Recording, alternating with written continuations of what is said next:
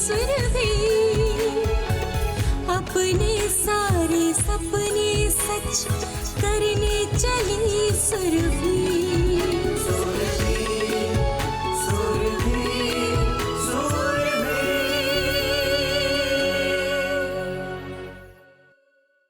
जायदाद चाहिए ना तो थोड़ा बहुत करना ही पड़ता है। मतलब एनीवेज, रणदीप आ जाए तो मुझे फोन कर लेना। मैं चाहता हूँ जल्द से जल्द पता चल जाए कि जहर मेरी बॉडी में गया कैसे, और एक बार ये पता लग गया तो इसके बाद तुम्हारे माता पिता के मन में जो भी डर है वो भी खत्म हो जाएगा। वो डर नहीं है रणदीप, उन पर इल्जाम लगाया गया है, वो बस दुखी है। मैं तो चाहती हूँ कि गुनहगार जल्द से जल्द सामने आ जाए। हाँ भाईडो, तब तक मेरे मन में भी एक भार बना रहेगा।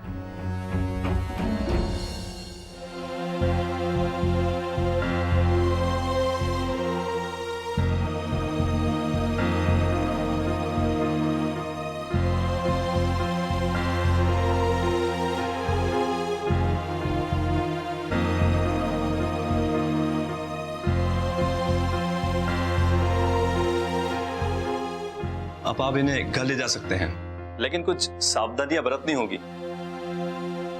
जी कहिए। सुरभि, तुम ध्यान से सुनो।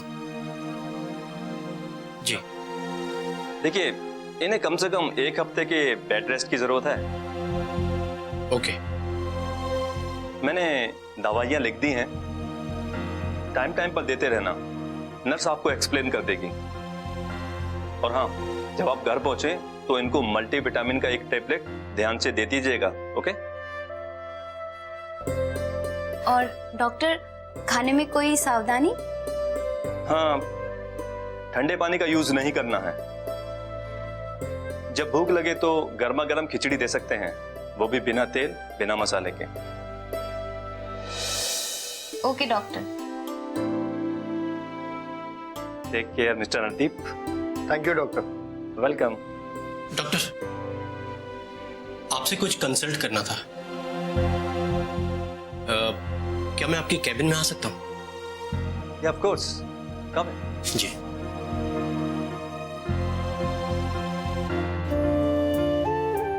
डॉक्टर ने गलती से 7 दिन का रेस्ट कह दिया, आपको पूरे 15 दिन का रेस्ट लेना होगा।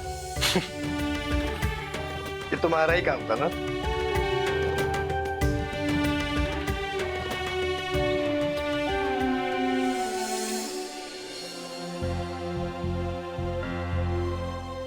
सुदीप, डॉक्टर ने क्या कहा पुत्र?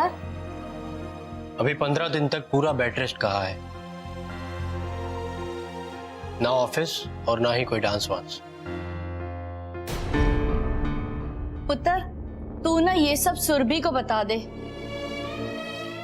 कौन सी दवाई कब देनी है, किस समय पर देनी है, उसे सब समझा दे। वीर जी, लेकिन ये पता लगाना बहुत जरूरी है कि आखिर मेरे पेट में जहर गया कैसे। उसके बारे में तुम अभी मत सोचो, तुम अभी सिर्फ आराम करो। वो मैं देख लूंगा कि ये किसका काम है और उसको अच्छी से अच्छी सजा भी दूंगा।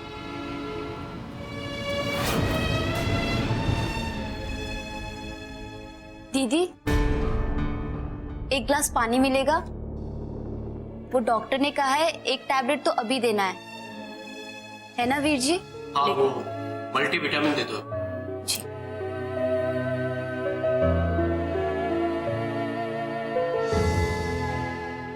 एक मिनट, वो पानी का गिलास दे।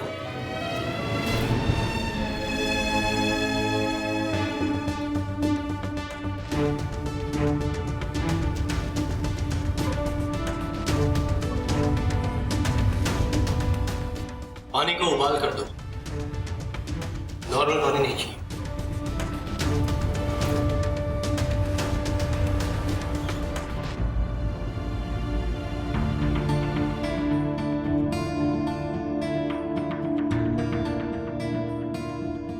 तुम इतनी परेशान क्यों लग रही हो दिव्या? अरे देवर जी की तबीयत खराब है तो क्या मैं परेशान नहीं होंगी क्या?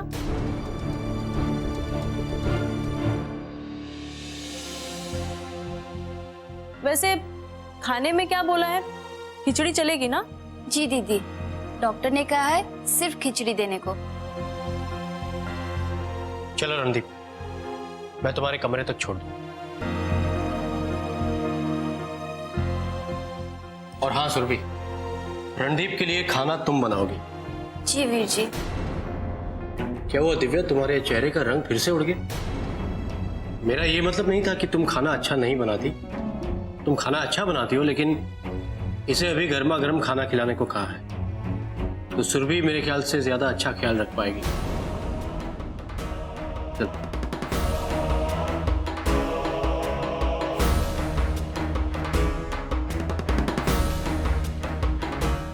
ये बार बार ऐसे क्यों बात कर रहे हैं, जैसे मुझ पर शक कर रहे हैं, फिर बात को घुमा दे रहे हैं। कहीं इनको हकीकत का पता तो नहीं चल गया?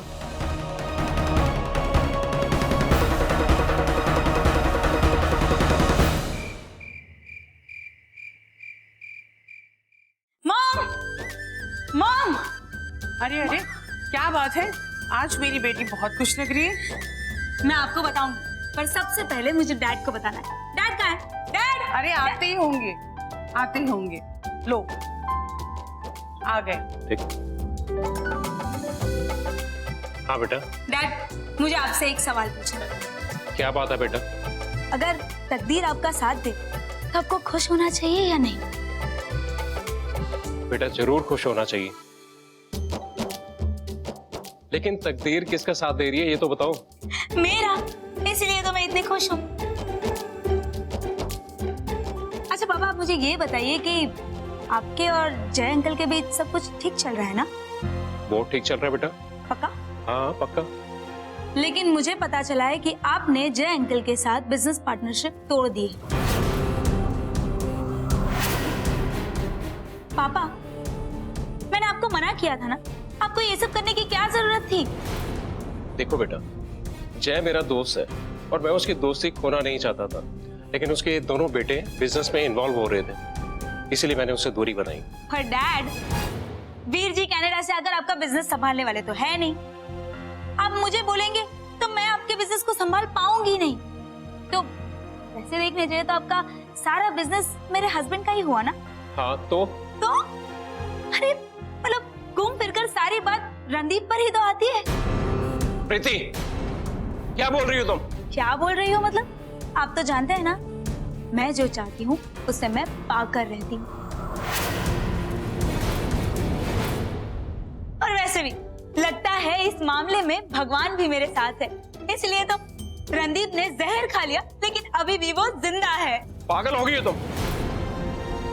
लगता है तुम्हारे सर से रणदीप का अभी तक भूत नहीं उतरा है। पापा, ये भूत नहीं है, ये पागलपन है, ये दीवानापन है, और ये मरते दम तक तो नहीं जाएगा। प्रीति, ये क्या तरीका है अपने पापा से बात करने का? अपनी सारी मर्यादा भूल गई हो। जाओ अभी अपने कमरे में सो जाओ, दिमाग थोड़ा सा शांत हो जाएगा। किस कमबख्त को प्यार में नींद आती है mom? I am very happy. इसको किसी साइकोलॉजिस्ट को दिखाना ही पड़ेगा। हाँ जी, धीरे धीरे ना पूरा दिमाग खराब होते जा रहा है इसका। लेकिन मेरा जय के साथ बिजनेस अलग हुआ, ये बात किसने बताई इसको? उनके घर में बात हुई होगी ना, और दिव्या ने सुन लिया होगा। और दिव्या इसकी तो बहुत पटती है, उसी ने बताया होगा। इसको कल ही किसी अच्छे डॉक्टर को दिखाता हूँ मैं।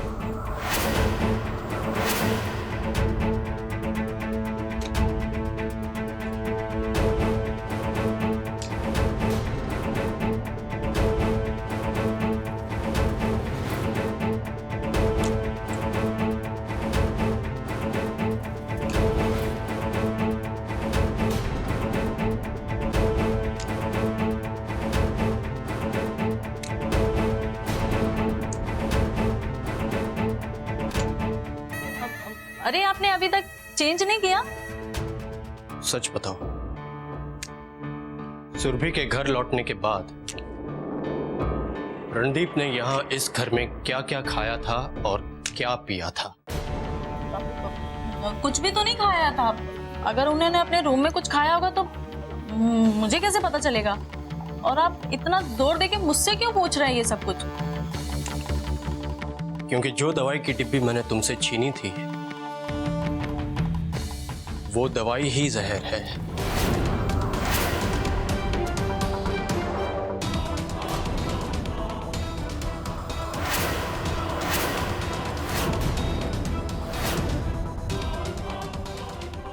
यही थी ना वो डिब्बी जो प्रीति ने तुमको ला कर दी थी? याद करो, तुम्हें घबराहट हो रही थी, इसीलिए ये दवाई प्रीति ने तुमको ला कर दी थी। क्यों? हाँ तो मैंने सच ही तो कहा था। तुम्हारा सारा सच मुझे डॉक्टर ने बता दिया है।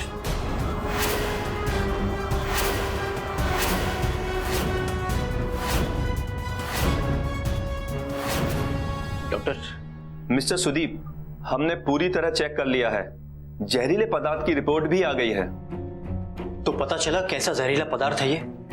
हाँ, वो एक कंपोनेंट था जिसको जरा सी मात्रा में लेने पर भी शरीर के किसी भी हिस्से की नसों में बुरा प्रभाव पड़ता है और हाँ, लकवा तक हो सकता है। यानी ये जहरीला पदार्थ जानबूझकर खिलाया गया है? हमारी ऑब्जर्वेशन तो यही कहती है। अच्छा, ये कौन से पदार्थ में, मेरा मतलब है कौन से खाद्य पदार्थ में ये मिलाकर खिलाया गया है, क्या ये पता चला? वो हम पता नहीं लगा सके। खाया पिया इतना मिक्स हो चुका था कि ये आइडेंटिफाई करना मुश्किल था कि किस पदार्थ में ये कंपोनेंट था। अच्छा डॉक्टर, डिस्चार्ज कब तक देंगे आप? जल्दी ही। Okay, thank you. Most welcome. Doctor, एक हेल्प करेंगे? ये श्योर।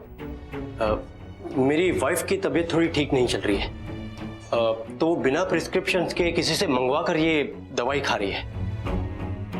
आप बताएंगे ये दवाई कैसी है? एक्चुअली उसे थोड़ी घबराहट की प्रॉब्लम है, क्या ये दवाई उसे ठीक करेगी?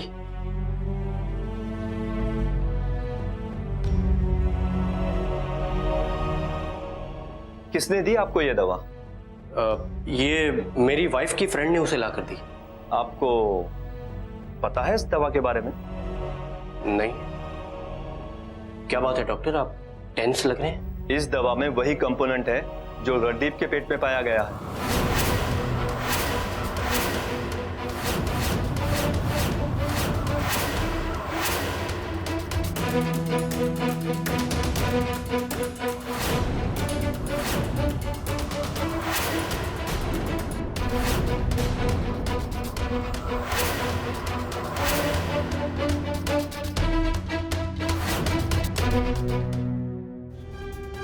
चलो मेरे साथ।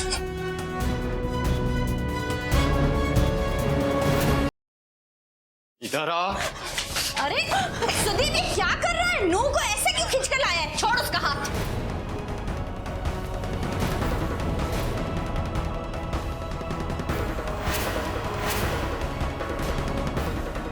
सुदीप, क्या हो गया पुत्र? डैडी, रणदीप को कोई फूड पॉइजनिंग नहीं हुई थी और ना ही उसके खाने में जहरीला पदार्थ अनजाने में गया था, बल्कि किसी ने उसे जानबूझकर जहरीला पदार्थ खिला दिया था। जानबूझकर? हाँ, हॉस्पिटल में मैंने डॉक्टर को पूछा था और उन्होंने भी मुझे यही बताया था कि रणदीप को जानबूझकर जहरीला पदार्थ खिलाया गया है।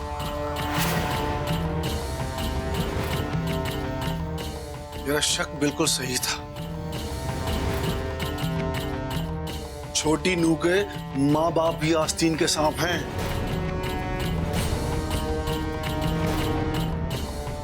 छोड़ूंगा नहीं, पुलिस में कंप्लेंट करूंगा, कोर्ट में घसीटूंगा कमीनों को। डैडी, पहले मेरी बात सुनिए। आस्तीन का सांप छोटी नू के घर में नहीं, हमारे घर में है।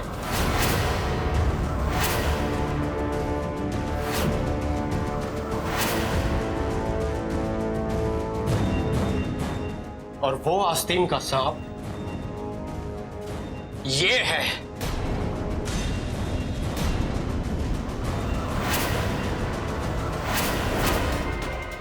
नाना पुत्र, तुझे कोई गलत फहमी हुई है। भला नू ऐसा क्यों करेगी? और तू उन कमीनों को बचाने के लिए नू पे इल्जाम लगा रहा है? मैं इल्जाम नहीं लगा रहा हूं डैडी, मैं सच बता रहा हूं।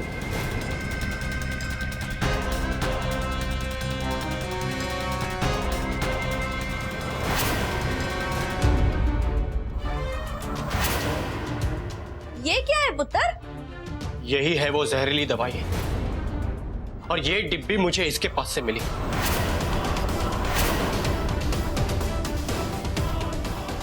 इसके हाथों में थी और मुझे देखकर ये डिब्बी छिपाने लगी।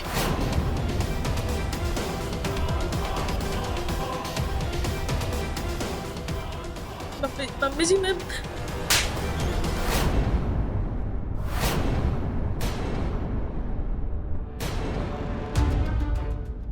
तुमने मेरे पुत्र को मारने की कोशिश की।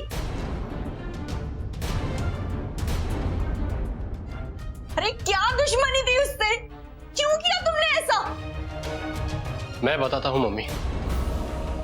ये हमेशा से यही चाहती थी कि रणदीप कभी बिजनेस ना संभाले, वो बस डांस ही करता रहे, ताकि इसका पति यानी मैं पूरे बिजनेस की बागडोर अपने हाथों में ले लूं।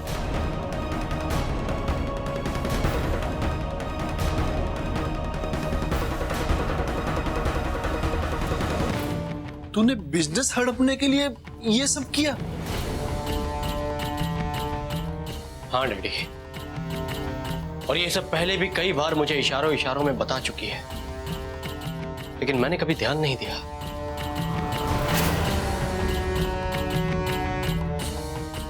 अरे दुष्ट, अगर तुझे पैसों की इतनी ही भूख थी, अरे हमसे मांग लिए होते। मेरे पुत्र को मारने की कोशिश क्यों की? नहीं मम्मी जी, मैंने ऐसा कुछ भी नहीं किया है। मैंने देवर जी को मारने की कोशिश नहीं की। ये सब जो बोल रहे हैं ये सब झूठ है, सब झूठ है। सब सच है। अब तेरा यहां कोई नाटक नहीं चलने वाला, और मैं तो ये भी जान चुका हूं कि तूने ये सब क्यों किया। क्योंकि रणदीप ऑफिस जाने लगा था, बिजनेस में अपना ध्यान देने लगा था, बिजनेस डील करने लगा था, और ये सब तुझसे बर्दाश्त नहीं हुआ, इसीलिए तूने ये सब कांड किया।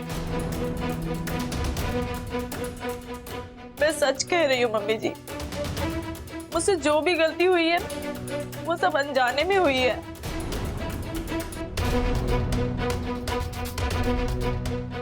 मुझे देवर जी के बिजनेस करने से कोई परेशानी नहीं है। बंद कर अपना ये ड्रामा।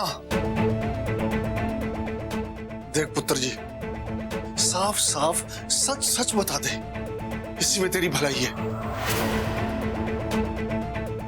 वरना पुलिस वालों ने अगर पूछताछ की ना तो वो तू सहन नहीं कर पाएगी पुत्र जी। लगाओ पुलिस को फोन। बता तूने ऐसा क्यों किया? मैंने ही दी थी दवाई, लेकिन मुझे नहीं पता था कि उसमें कुछ जहरीला पदार्थ है। लेकिन मुझे वो डिब्बी प्रीति ने दी थी। झूठ। अपने आप को बचाने के लिए प्रीति का नाम दे रही है। मैं कसम खा रही हूँ, सच में मुझे वो डिब्बी प्रीति ने ही दी थी।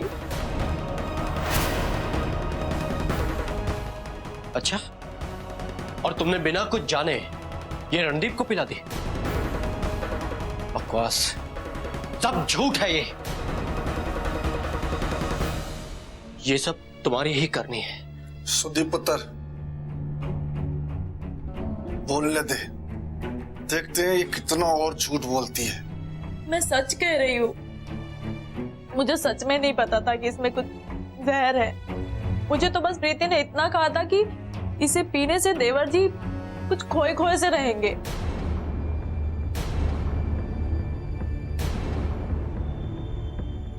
और वो उन्हें अपने वश में कर लेगी। वो अभी भी देवर जी को पाना चाहती है।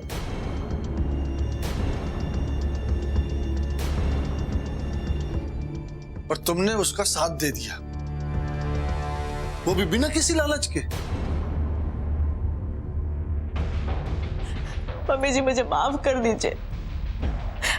उसने मुझे बहका दिया था। उसने कहा कि देवर जी का मन व्यापार में नहीं लगेगा और वो ऑफिस भी नहीं जाएंगे। देखा, आ गया ना सच जुबान पर। मैं कसम खा के कहती हूँ मम्मी जी, मुझे सच में नहीं पता था कि उसमें कुछ जहर मिला हुआ है। नहीं तो मैं ऐसा कभी नहीं करती मम्मी जी, मैं ऐसा कभी नहीं करती।